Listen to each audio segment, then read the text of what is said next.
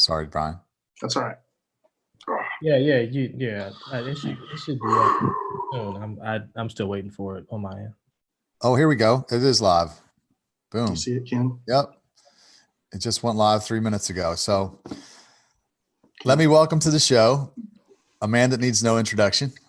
Hey, Bryan Abrams. Thanks for coming on Kowalski Analysis. thanks, man. Appreciate it. Dude, it's so good to kind of sit down with you and catch up. Yeah, I've been talking to the voice, but I get to see the face now. So yeah, man, this is awesome. So you're in Oklahoma, right? yes, sir. Born and raised, still live here. Yeah. I heard that country accent when you jumped on the Zoom. Oh man, I can get down with that country accent, I tell you. I don't think a lot of people knew you guys were from like the Midwest when y'all came out. I think I assumed you guys were like city boys. That's what a lot of people thought. And I was like, how could you think that with this nasty accent we had? Because when we moved to New York, I think it was early 90, late 89, early 90, everybody we came encounter with made fun of our accents, which is like, where are you from? So maybe a little bit of it over the years went away. But whenever I hear my voice back, I can't stand to hear my talking voice back. Well, if to look at you guys, you definitely look like city boys.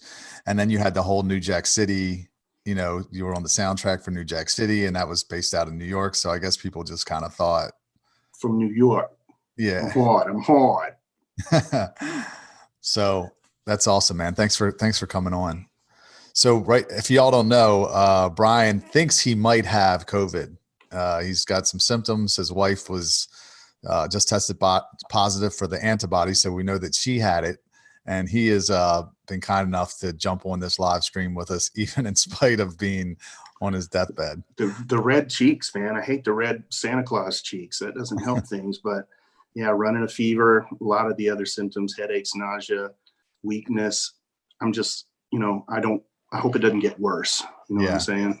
How long have you been feeling that way? On and off for months, a couple months now. Yeah. And wow. That's what I was trying to tell you earlier was right when it hit the airwaves that San Francisco airport was one of those spots, where they were finding people. Yeah. I had traveled through that airport 3 times in a month. I had already been through there several times. And the last show I did was for Valentine's Day. And when I did that show, I think I came home with it and like had it, not full blown, like dormant, whatever you call it. And when it came out, I got sick. My daughter got sick, throwing up. She's running 104 temperature. My youngest, it was scary, man. I was like, do we need to call an ambulance? That's freaking me out. So we took her to the hospital and they gave her steroids and she like got over it pretty quick. But my oldest daughter, she hasn't really had many symptoms, but I'm going through it. I think I was get well. I'd start mowing, doing some yard work, little stuff around the house. And then it would hit me again. And it hit me about 3 days ago again. And the doctor thinks that maybe, she tested me, but she said the fact that I share a bedroom with my wife and I took care of her when she was sick, the coughing, sneezing, just everything, that it's highly unlikely that I don't have it or have had it. So I took the test. I'll find out Friday. We'll see what happens. I guess it would be a good thing if I had, because then I don't have to worry. All I have to worry about then is getting other people sick. Yeah, I think that's half of the or what makes it worse is like just the fear of getting it. It's almost like I just kind of want to go out and just get it and get it over with, so I ain't got to be afraid of it anymore. But then the thing is, you hear something like what you said, where you've been sick for for however long, and it might be one of these things that comes back in waves, and it's not like the chicken pox where you get it once and it's gone. So. Yeah, the doctor was saying if your body's not producing antibodies, then you're not able to completely conquer it. You'll get close and then it'll beat you down again. I've just been battling it. That's what the doctor seems to think. Yeah. So if I do, well, either way, she might still give me some steroids. They gave my wife a whole bunch of steroids and crazy stuff. I mean, she was wired. She went from being so sick she couldn't hold her head up to like a speed demon around the house from these steroids that they gave her. But I was like, whatever it takes to get her over it, because it scared me. It really scared me. So, Well, I appreciate you jumping on, man. This is great of you to do this. I want to talk. I definitely want to talk about your sobriety journey. I know there's a lot of people out there that are very interested in it, but I want to just kind of like do a little, a little background before that. So I'm super interested just for personal reasons. But I was watching an interview you did with Mark Wahlberg's brother. Is it Jim? Jim. Yep. Jim Wahlberg. Yeah. And you were talking about when you guys got discovered. And I heard some things in that interview that I didn't know. So you were shy, actually. When I heard you say you were like 400 pounds in high school. I was 400 pounds in high school. I was a big boy. Prior to getting discovered. Yeah. My junior year in high school, I had high blood pressure. The doctors found out I had high blood pressure. They're like, you need to lose this weight. And so they put me on a special diet and I started jogging, which I hated at first. And I ran all the way until just a few years back. And I had to quit running just because of my bones. But I'm thinking about picking it up again because it's pretty obvious I need to do something. But yeah. I was 400 pounds. Yeah. I dropped a whole bunch of weight and just started working out, eating right. And then we moved to New York. So when we got our record deal, I was thin, really thin, because I was running 8 miles a day. Mm-hmm. We were doing like 2,500 jumping jacks, 500 sit-ups a day, in sets, not all at once. Yeah. So we were doing some insane stuff to stay fit. But what people didn't realize, and this is where the drinking comes in too, was even though I had this thin look, I'm still a fat kid inside. Right. I had a lot of insecurities in school. I knew I had a voice, but the voice was what I felt. And the reason why I focused on that was because I felt that's all I had. Right. You know what I'm saying? Because the girls just, I just want to be your friend. I got so tired of hearing that crap. Yeah. No, but yeah, you don't never know what's really going on the inside. So I don't know if I've ever told you this, but I used to be a stripper and I started stripping when I was 19 years old. I was this insecure kid in high school, was not popular, moved around a lot. And I used to drink before I would go out and strip because I didn't have the courage. Yeah. And it gave me the, the balls basically to go and liquid courage, man. That's why they call it my clothes off. And of course that turned into a habit and took me to a place of honestly of addiction to alcohol, to some bad places. But so, and you guys got discovered by, was it Kool and the Gang? Is that what Yep. Kool and the Gang. And they came to your school or what? No, they had a show here in Oklahoma City. And we used to go and meet some of the groups when they would come through, take our cassette tapes. We had our acapella brushed up and we just try to meet someone because we knew there was no, music industry here in Oklahoma City. So right. Kool and the Gang was one of the ones that came through. They were doing this perfect attendance in school. If you had perfect attendance, you got to go and meet them at this hotel reception. Well, none of us had perfect attendance, but we ditched to go to this thing. And we got in and we started singing for Kool, just out of the blue. Hey, can we sing you a song? He's like, yeah, sure, go ahead. So we started a little doo-wop. He said, let me introduce you to my cousin Adele. So Adele is the one that ended up being, one of our first managers. And it just kind of started happening from there. It was crazy. We were still in school, but we had to wait another year before we could really start doing anything, traveling to New York. We did that for a little while, travel up there, do some recording, come back home, go back. They're like, we're not going to do this full blown until you graduate high school. Wow. So you guys were like 18 years old when you blew up? Kids. Well, no, I think I was 20, 21, but somewhere even in still, there. That's crazy because y'all just came out of nowhere, man. Like I remember it was like a super group. It was like Vanilla Ice, Milli Vanilli, George Michael, and Kenny G all were in one group. Yeah. And it was wild. That's hilarious. Yeah. Your head must have been spinning. It was, man. It really was. We were not expecting it. We did a showcase for Giant Records, which was a new branch of Warner Brothers, and they just happened to be working on the New Jack City soundtrack. The movie was already finished, and we did a couple of songs with a bunch of other groups. We just showed up at this place and did this little showcase, and Cassandra Mills came up. She was like head of A&R, and she said, do you guys want a record deal? We said, yeah. And within a week, we were flying to LA. So that was the first crazy thing. Even though you want it, you just really don't know if it's ever going to happen. You think you're prepared for something like that, but you're really not. And so when that happened, we start recording our album. Then they come to ask us, do you guys want to maybe do a song on the soundtrack? We have this certain scene that we want you to look at. Dr. Freeze and Spider-Man are going to be producing it. And I flipped because I knew they did a lot of stuff for Belle Biv DeVoe. You know what I'm saying? Yeah. Like, he's a brilliant songwriter and producer. Dr. Freeze was, or is. Yeah. And he threw in the Slick Rick track, or like the sample. Yeah. Mm-hmm. Okay. He also threw in the sample that got us sued, Betty Wright. She wasn't really mad, but she was like, why didn't anybody come to me? And we didn't know, we knew Slick Rick was a sample, but we didn't know about the musical samples. Back then, everybody was sampling everybody. Yeah. And so it was kind of embarrassing, but I was like, well, it wasn't us that did it. So anyway, moving on. We record this song and they put it on this movie soundtrack, and radio picks it up. They had Ice-T, Queen Latifah. They both had singles out. Guy had a single out. Christopher Williams had Don't Wake Me, I'm Dreaming. Yeah. That song. So radio started playing I Want to Sex You Up a lot on the East Coast, man. Yeah. Yeah. So people are playing this movie soundtrack. So they came to us and said, we want to put this out as an actual single. You guys, we want you to finish this album in 2 weeks. We had 2 weeks. At first, we were thinking we had months and months to work on an album. That's crazy. They wanted an album done and released while the single was still hot. So it moved really fast.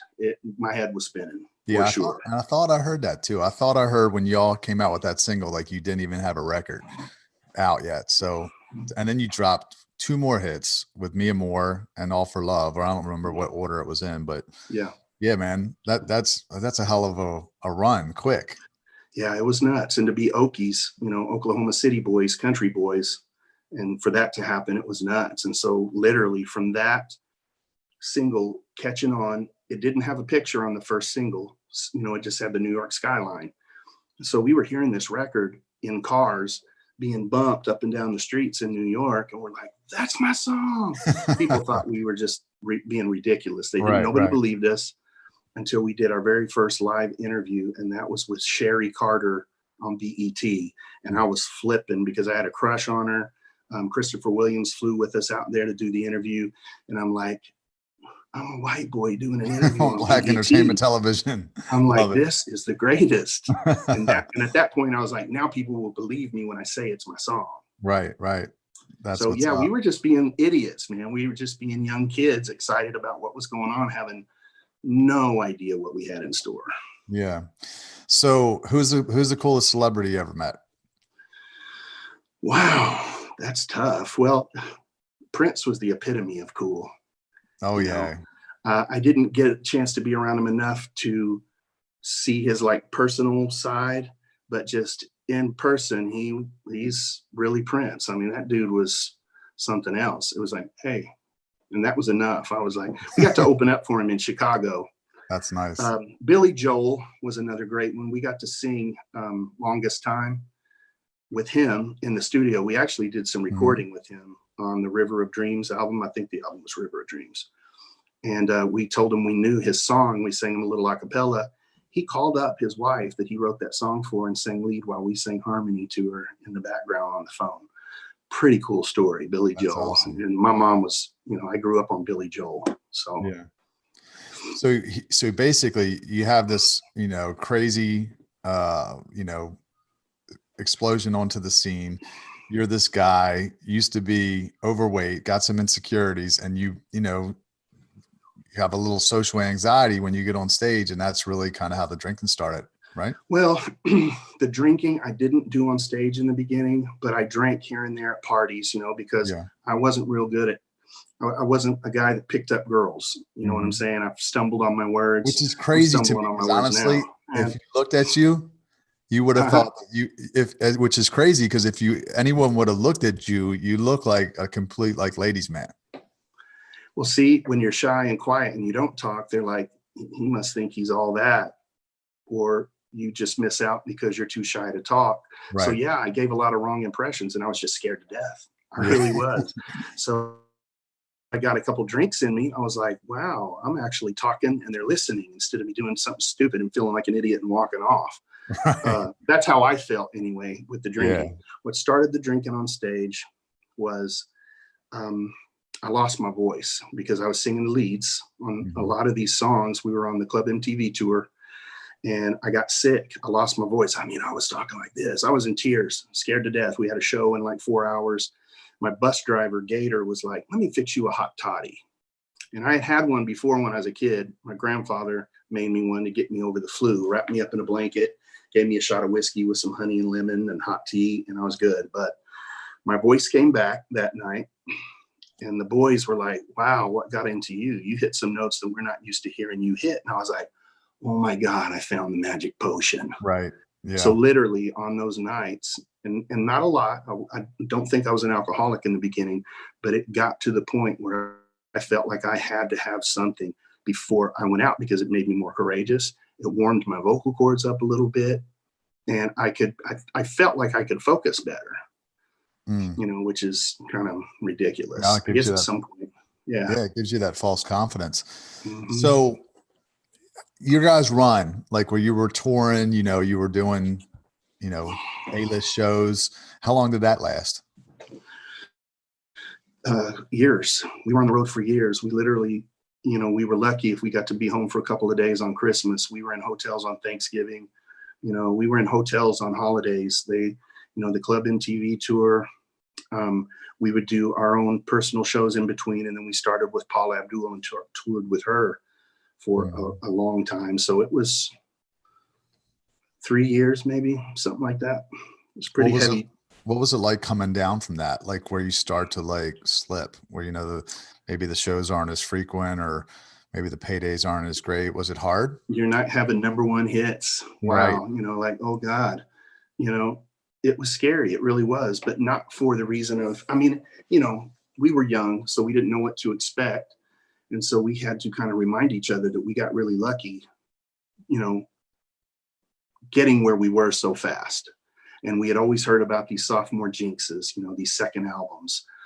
And so when those type of things started happening, I started getting worried because once again, I'm this insecure guy, you know, that used to be overweight.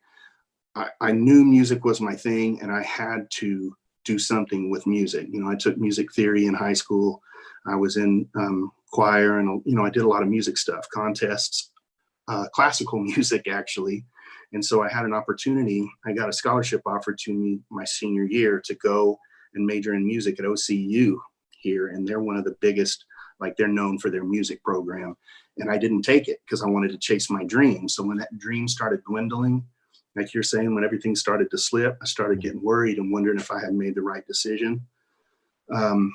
Because I would say fast forward some, it was hard to deal with, but not too hard because I always looked at myself as a regular dude anyway. Right. What was hard was going and working a regular job, not because I thought I was above it, but because I just wanted to be a regular dude. I knew my grandfather was a carpenter. So I knew how to do a lot of stuff. I knew how to lay tile. I knew how to, you know, sheetrock and do all kinds of stuff. But every job I got, there was somebody that wanted to clown, you know, and I'm just like, can a guy just, I got a family, you know what I'm saying? Yeah. So I need to work. Just leave me alone. People thought it was the funniest thing to see you out there doing that. And so that was one of the hardest parts, was just trying to get people to give you the benefit of the doubt and give you a chance, because they picture this cartoon character or this guy that used to sing on TV, and now you're here working with them a 9 to 5. So what kind of jobs did you have after? I laid tile. I did sheetrock. The last big job that I had, which I loved, it was brutal, but I loved it. My wife's father, before he passed, well, they actually still own the tire shop, but the property's being used for something else.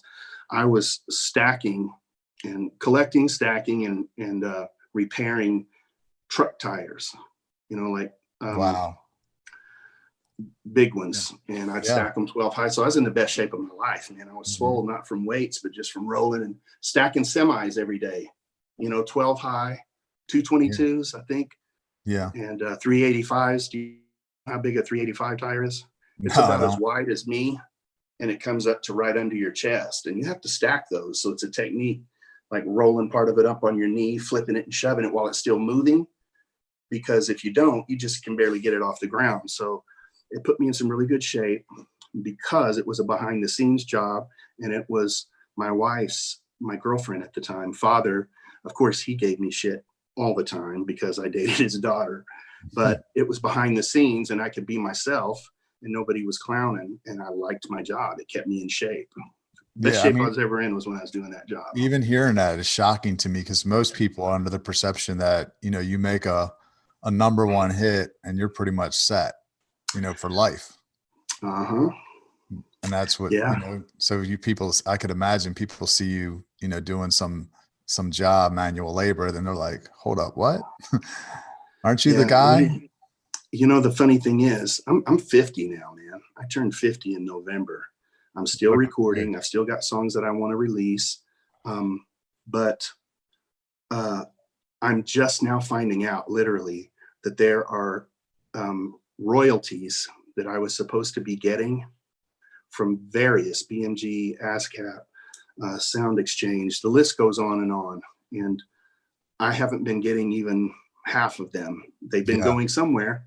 And I just got notified from one of the companies that there was some confusion. And so we'll put it this way, back when I was struggling and I wish I was doing better, I could have been, right. But the money was going to the wrong places. And that happens a lot in this business. If you don't pay attention, make sure you got everything right and you've got the right kind of accountants, you can end up in trouble.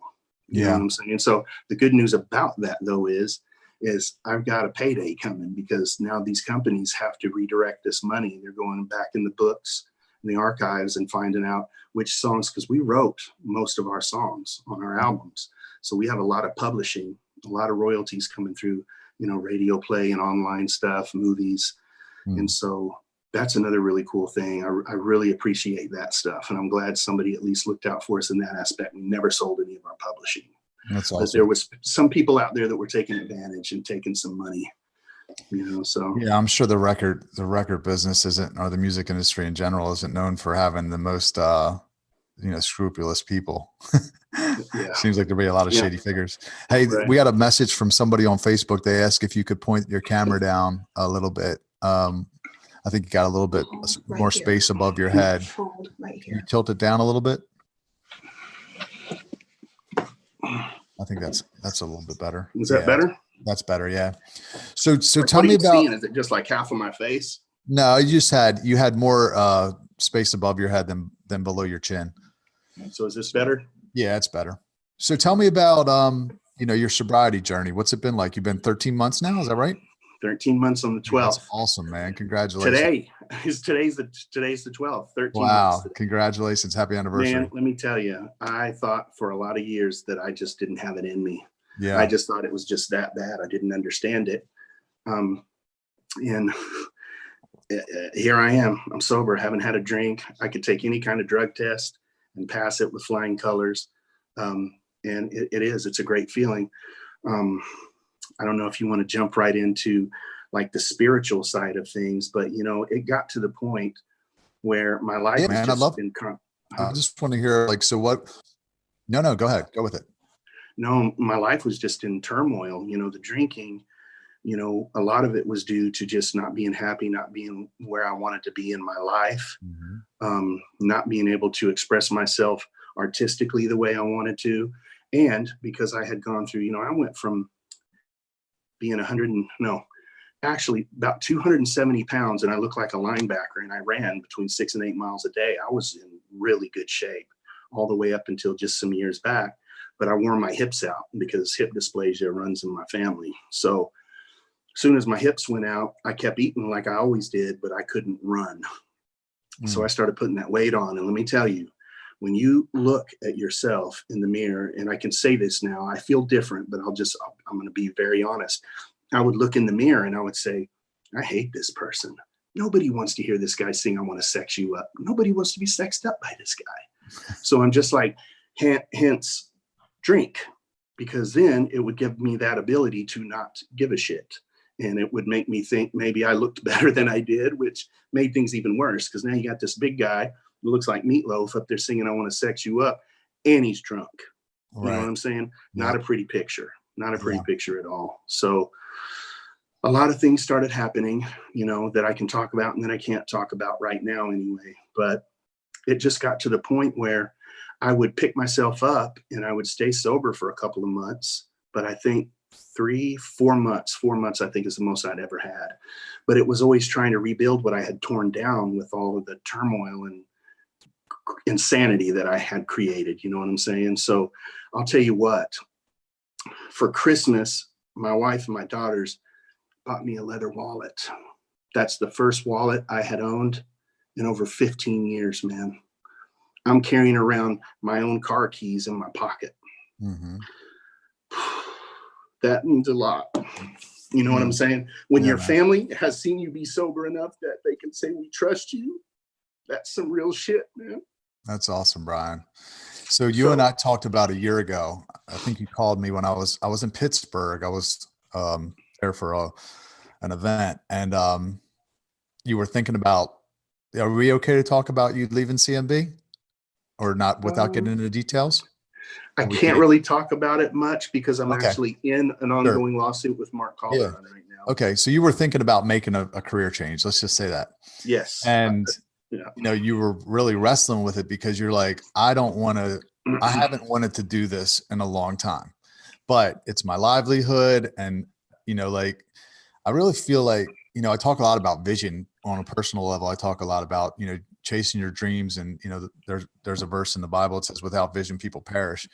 And when people don't have a vision, like a part of them dies inside, or if they're not chasing their own personal vision. And you were kind of stuck in this place as like this 90s nostalgia group. We were singing, "I Want to Sex You Up, All for Love," the same songs. Yeah. And you felt like a prisoner because you like wanted to leave, but you couldn't leave because you're like, well, how am I going to provide for my family? And then you got all the dynamics with your other group members. And we were on a tour the last several years. We were on a tour called I Love the 90s tour with a lot of 90s artists. And it was a blast. It was a lot of fun in the beginning, but it got to the point where there just comes a time in your life, especially when you have daughters. I always said, God has a great sense of humor because he blessed me with 2 daughters. So now my perception and perspective on a woman is completely different now than it used to be. Now, when I see a beautiful woman or, just any type, any color, any size, the first thing I think is that's somebody's daughter. You know what I'm saying? So here's a deep one that we can talk about. Being on the road, fans that want to meet you, girls that want to meet you, right? Here's where you got to make a big decision. Do I want to use that? Do I want to use my power against this person? Right. Because I know that she would be willing to do anything. Yeah. That's horrible. That's someone's daughter. Just because somebody might be willing to do anything to meet you or spend time with you does not mean that you have to reciprocate it. Yeah. You don't have to respond to it. I know that's kind of heavy duty to jump into, but no, dude, I'm doing these big shows for for this couple of years. And I'm singing the same songs while I'm recording all these wonderful songs, life stories, man. Like, I like country music. I'm from Oklahoma City. I like R&B. The reason why I like R&B and country is because they tell stories. It's not just about my cars and my money, and my bling. It gets old after a while. And I wanted more substance in my life. When I laid my head down at night, I wanted to know that I had possibly helped someone. And if I couldn't help them, at least help my own family by being able to provide, but doing it in a way that is righteous and not evil or dark. Like, it got to the point, man, where I really felt at a lot of these venues, especially clubs and bars, when everybody's wasted, there's drugs, there's alcohol, there's a lot of, other stuff you've written books about that just really hit on some of those things. And I didn't want to be a part of that anymore. I wanted to be able to use my music as a platform so that I could tell my story. And I'm still new. I'm a new buck in this whole sobriety thing. But the more I help people, the easier it is for me to stay sober. It's weird how it works that way. And they were trying to pound that into my head for the last 20 years in different treatments that I went to.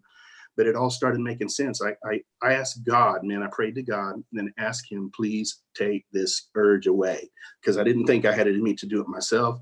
AA teaches you got to love yourself enough to want to save yourself. I didn't love myself enough. Yeah. So who am I going to save myself for? Yeah. My daughters and my wife. So have you found that urge is gone? I don't even think about going to a liquor store. I got a liquor store walking distance, 5 minutes from my house. And trust me, they know me because I spend a lot of time up there. And I've not been in there one time, not even thought about going in there. And the reason why is because I finally got enough time to go, why would you want to do that? Even on a bad day, when I've had an argument with my wife or something didn't go right with the case that we're in right now. And I'm just like, oh, I'm just about to lose my mind. You know, once in a while, I have a thought of, this is one of those days I definitely would have drank. Right. And ended up on a binge. And then that other voice comes in and says, why would you do that now? You know, at this point, it's not going to do anything to help you. Yeah. That's only going to make things worse because you're putting off the emotions, whether it be anger, sadness, whatever. You're putting those things off until you are back off of the alcohol. Right. So it gets hard. It got hard about 6 months because all of the turmoil that I had created, hence also other things going on that I'm having to clean up, you know what I'm saying, due to my selfishness. You know, addiction is a really selfish disease. It's a narcissistic disease, man, you know. Yeah. And so tell me if I start rattling, because I could No, it's good stuff, man. It's Yeah. like, you know, the addiction is tricky because it gets you to a place where you think you can't be happy without it. You know, like you're like, you can't imagine your life without drugs or alcohol or whatever you're into, because you're like, well, how am I going to go to a baseball game and not have a beer? Or how am I going to get on a boat and not have a drink? Like, and you can't even imagine that there's this other way to live. You know, what are you doing for pain now? Like, so when the, you know, cause for me, when I quit drinking, you know, I was completely sober for 6.5 years, and it was an emotional roller coaster, man. I went through serious bouts of depression. You know, it wasn't like the urge was gone. I wanted to, I knew that I couldn't, but it was, so what do you do now for pain? I take my Tylenol when I can, or ibuprofen. I've been lucky enough to not have any major surgeries. So I mean, more like the depression and stuff. Like, you know, you get your emotions down. Helping people, spending time with my daughters. Like, we just went and bought new bicycles a little while back. Like, I bought this, it's called a Soul Stomper. It's a fat bike, fat tires that actually will hold up to a 600-pound man.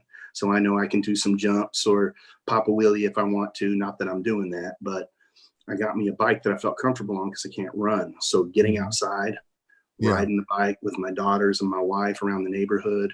In the summer when the pool's, you know, clean, it looks like a swamp right now. It's horrible.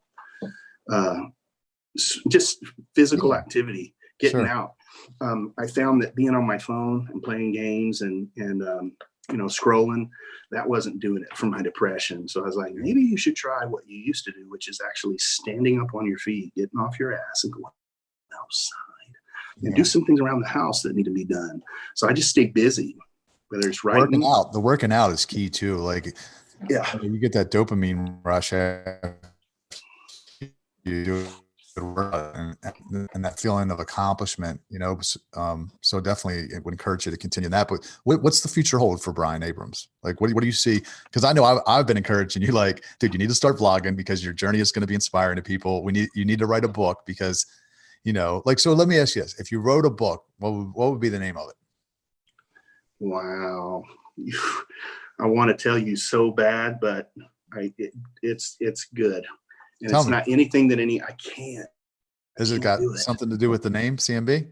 Nope, not anything. Absolutely nothing. It doesn't even have my name in it. But when people hear it, they're going to go, wow, that's a really interesting perspective. I'll tell you this, what it will be based on.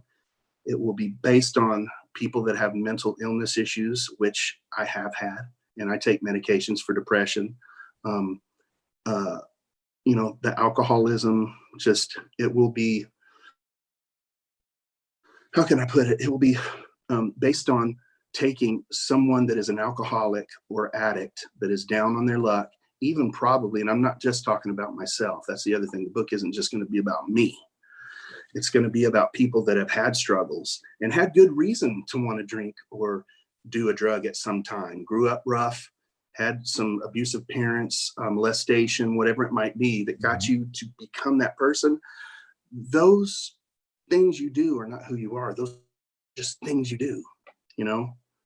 And so it's going to talk about using all the bad stuff that I had gone through, the experiences growing up. My father was shot and killed when I was 2 years old. I never knew him. He was murdered in my grandmother's house, which I lived for a while as a teenager. And so you can imagine how depressing that was. Right. Just things, not a pity party either type of thing, but just, I always wondered. I asked this question for a long time. When is enough enough, God? You know, have I paid my dues? I know I've done a lot of bad. I've hurt a lot of people. I've done things that I'm going to always be ashamed of, but I've asked for forgiveness. I'm trying to make amends when I can. When is enough enough? And it's enough when, you know, it's not like he inflicts it. He allows things to happen. And it finally occurred to me that maybe one of the reasons why I did all that drinking, because I was surrounded by people. I was surrounded by the guys. They were supposed to be my best friends, but I was alone, dude. I was like all by myself. Right. And so to go through those things, and instead of complaining and whining and doing drugs and alcohol, try to see the positive in it. And it just clicked for me one day. I was like, what this is it's because I need to be an instrument. I need to go out and share my story. If I want to sing some songs, go and do some shows, but just be careful where you do those shows. And when you perform, use just the songs to talk about your story, to let people know, hey, you probably feel like you've been through some crazy things and you've had it rough. And I'm not saying that you haven't, but you're not by yourself. There are a lot of people. There's a lot of celebrities even right now that are trying to break down the stigmatism of mental illness. People don't want to talk about the issues that they have: temper issues, flares, depression, bipolar. You know what I'm saying? Like just a lot of stuff. Because depression, man, it can make you physically sick too. People didn't want to talk about it. And now everybody is starting to talk about it, and it's helping people. And so I just feel like part of my calling is to use the music as a platform to try and help others, and starting with my daughters and my son, because they have the gene. So they have the gene. So I call it prehab. Okay. You need to educate your children about drugs and alcohol and let them know the whole picture. It's not just about parties in the summer and the beach. And why is my daddy and mommy always smiling when they're drinking that juice? You know, you need to explain the whole picture so they know what kind of risk they're taking if they have an alcoholic or an addict for a parent. So first and foremost, I had to get sober for my daughters and my wife, because they deserve it, for one. Two, because they need to know that daddy can get sober and stay sober. Because what happens when somebody offers them something? You know, what are they going to think about? So I just feel like I was allowed to go through the things that I went through and make the mistakes that I made in order to grow up and learn. I'm a hard learner, man. I have to learn the hard way about everything. I hear that. So I just, you know, I feel like I'm supposed to help people. So you think a solo career might be in your future? Yes, for sure. That's awesome. For sure. But I got to get this chub rock off, man. You know what I'm saying? I mean, there's still some muscle in there, you know? Oh yeah, dude. We can do that, man.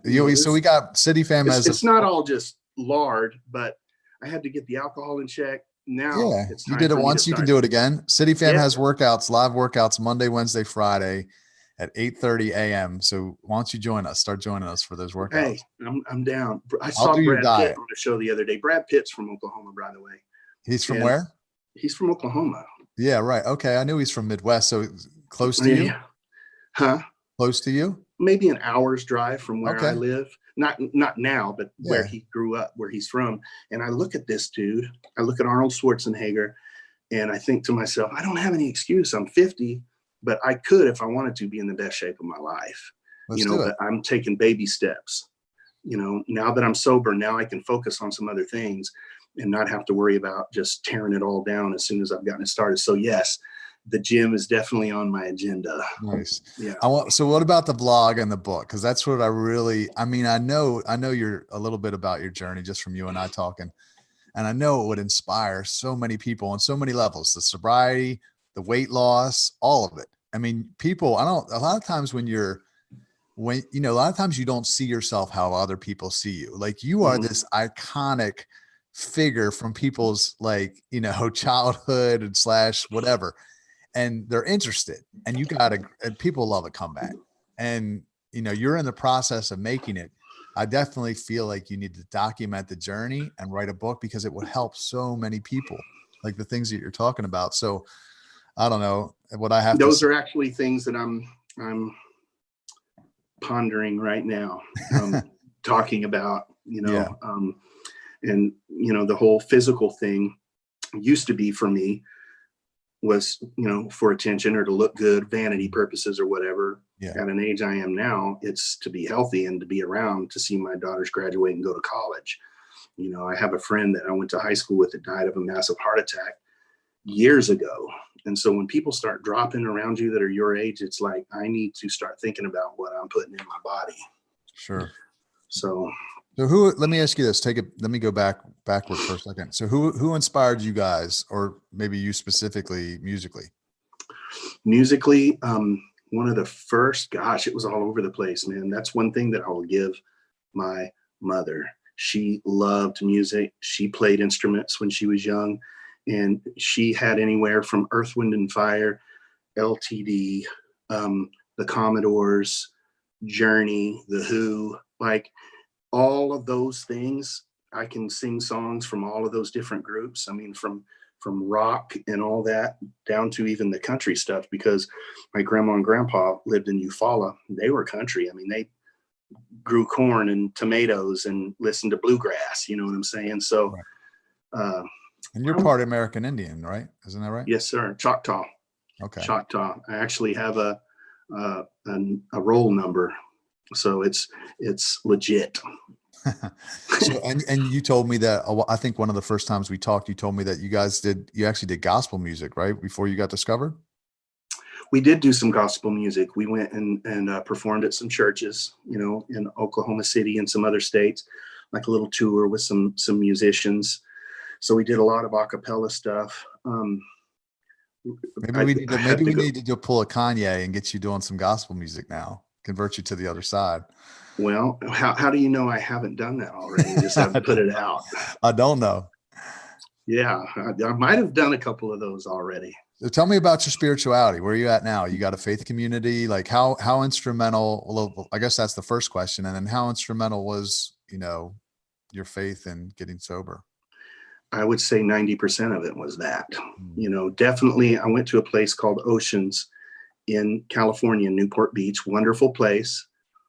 Hardcore counselors. Like, we had many fights and arguments, not physical fights, but cussing each other out, because they've got to, you got to look at yourself and you got to own your shit, man. If you can't own your stuff, then you're not going to really have what you need, the tools to get sober and stay sober. You know what I'm saying? So I did do the treatment, and I have been sober, like I said, 13 months today, but it's also with a lot of prayer. I go to meetings when I can, AA meetings, but I also surround myself with positive, God-fearing people. I don't, you know what I'm saying? And I'm not really into denominations either. I grew up Church of Christ. That's another reason why the music, because they didn't believe in instruments. They're changing now. It's like, you got to make a joyful noise with your voice. I asked my preacher when I was 13, I said, does it say somewhere in the Bible that you can't use instruments to show your love and joy for God? And he pulled me to the side and was like, well, son, no, it doesn't. It says to make a joyful noise. And so whatever that might be, instrument, voice, whatever, so I got my answer, but we used to sing a cappella in church. So I've always had a church background. I've always had a love for God and praying and doing those things. But I've also, I'm trying to grow and be a non-judgmental, because it's real easy to get caught up into a particular denomination or something and pointing fingers. And it's like, well, one thing we can all agree on is there is only one true God. Right. You might fall under different names. You know what I'm saying? But there's only one. Yeah. No, you're right. I mean, I believe there's one God, and I believe Jesus is the way to him. Yes, I don't know sir. about, I Yeah. don't know. Yeah, I don't know Yeah. about some of the other ones, but I don't try not to get off into that. But Yeah. no, I'm I'm not big definitely, on denominations either. You know, people say, well, I'm this, I'm Catholic, I'm Baptist. I'm like, you worship Jesus, or you worship a church, yeah. because it's really all about him. And, I don't think anybody's got it all right. Like A lot of people call those churches of what's happening now, like yeah, the hip church to go to, or, I'm with you. I definitely believe without Jesus, it isn't possible at yeah, all. yeah, And going back to that, when I had a lot of those prayers, man, I really did. I was, in tears, on my knees, in treatment, before I went into treatment, since I've been out of treatment, just, I don't want to go back to that. And so yeah. a lot of prayer, a lot of time with people that are spiritual. My wife and I actually have someone come over to our house, and we do Bible studies over here. Not now because of the COVID thing, but we have some really close friends that come over, and we'll sit for hours and just talk. That's awesome, about man. spirituality. So, yeah.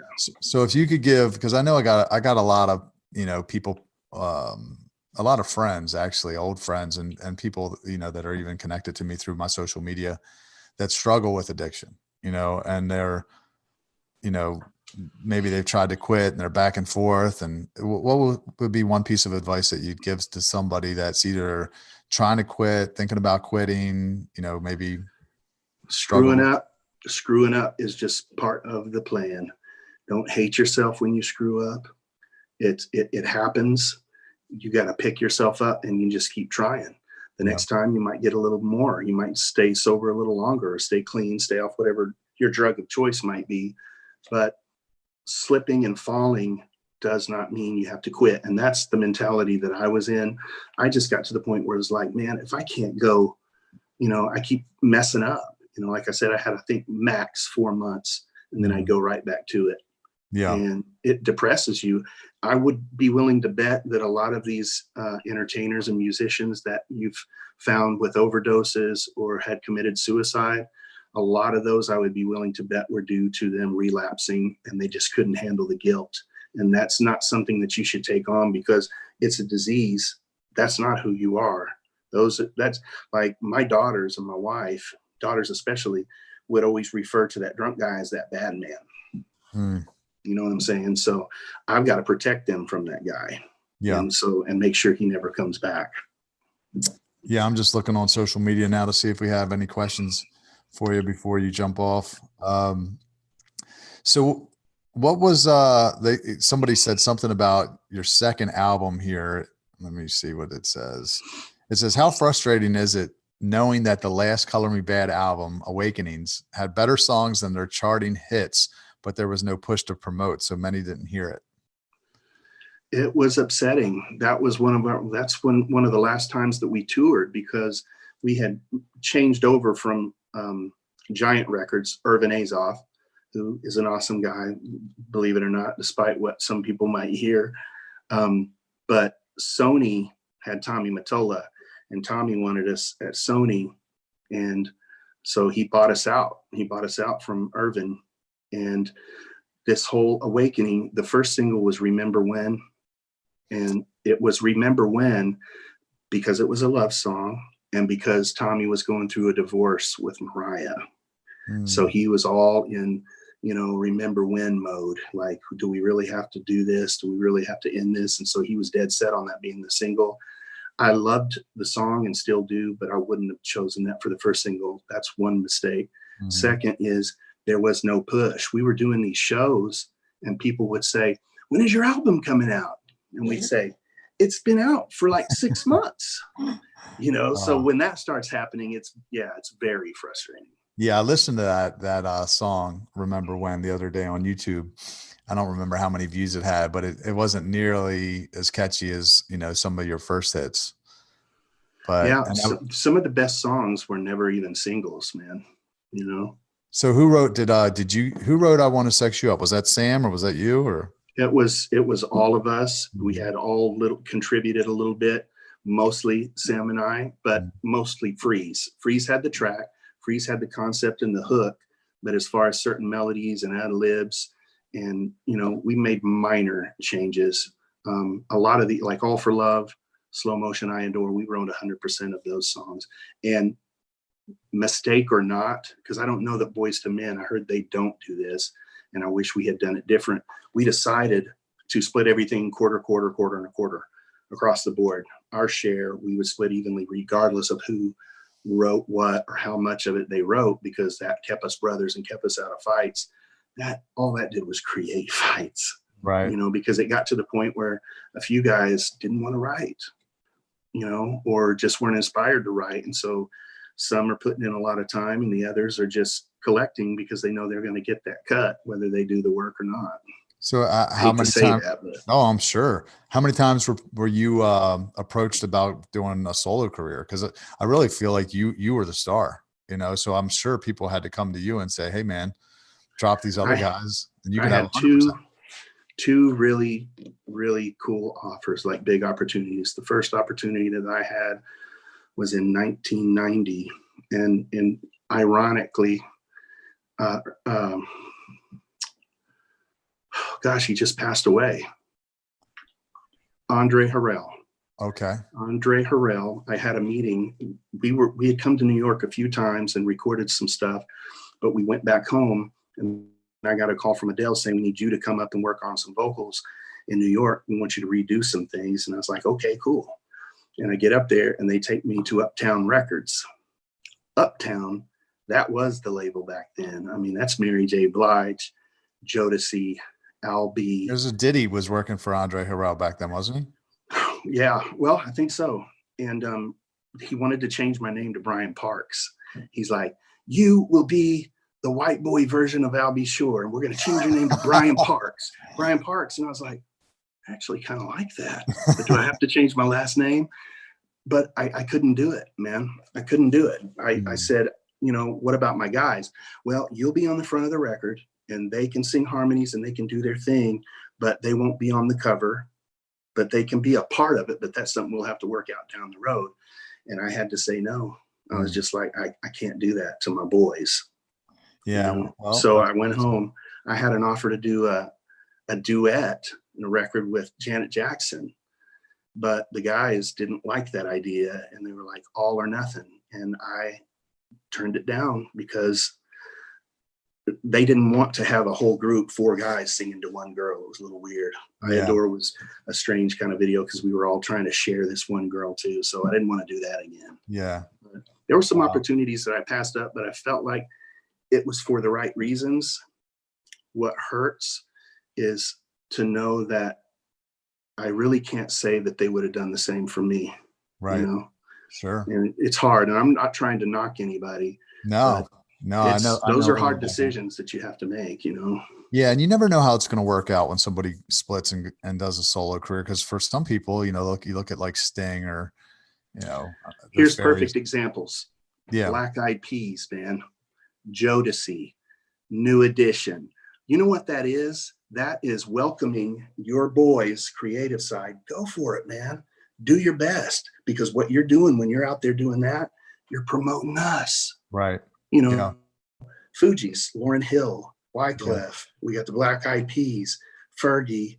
You know what I'm saying? Like these groups promoted themselves, and then it made it even better when they came together. And I just couldn't get these guys to go for that kind of stuff. You know what I'm saying? Mark would have been great just playing acoustic. Hey, play some acoustic guitar. You're Mexican. Sing some Spanish. They will love it. Right. Yeah. So, you know. Well, man, it was great catching up with you, dude. I'm super inspired by your journey. I'm really proud of you. I'm hoping that you take my advice. Let me coach you on the vlog and the book, man, because I think the book is going to be very well received. I think. Thank you very much, man. I really appreciate it. You were an awesome dude. And I know I rattled a lot. No, I love it.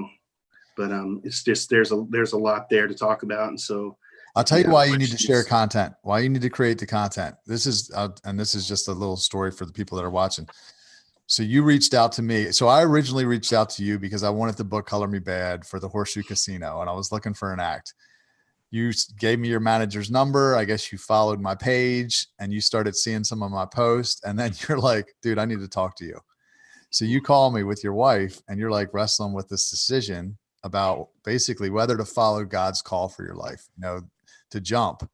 And you're like, I feel like I'm supposed to do this, but I don't, I'm really unsure. And I'm like, bro, you got to jump, like if this is what God's telling you to do, you got to do it.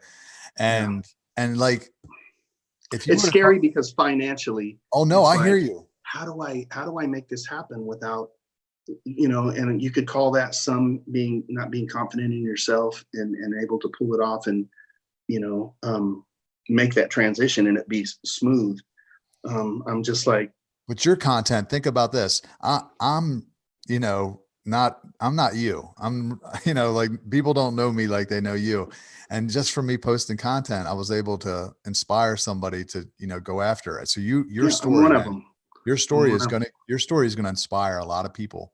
And I'm just going to keep pushing you until the word says you overcome by the blood of the Lamb and the word of your testimony. So I think the word of your testimony is really powerful. I do. Thank you, man. That means a lot. It really does. And you're an inspiration. You know what I'm saying? Man. What's all you Jesus, really are. For real. And so, yeah. And without him and Jesus, I'd probably be dead now. You know, same. I probably would. So, yeah, man, I appreciate it. And maybe we'll do it again. Yeah, man. Well, I appreciate you coming on. I'll let you get back to your wife. Tell Kim I said hi. And I hope you feel better. And keep us posted on how you say some prayers. I'll let you know. Hopefully, I'll know something by Friday. Yeah, I'll get everybody out there watching. Say a prayer for Bryan to recover quickly. Thank you. All right, brother. All right, man. Take it easy. Yeah. Love you, bro. Peace. Love you too, man. See ya.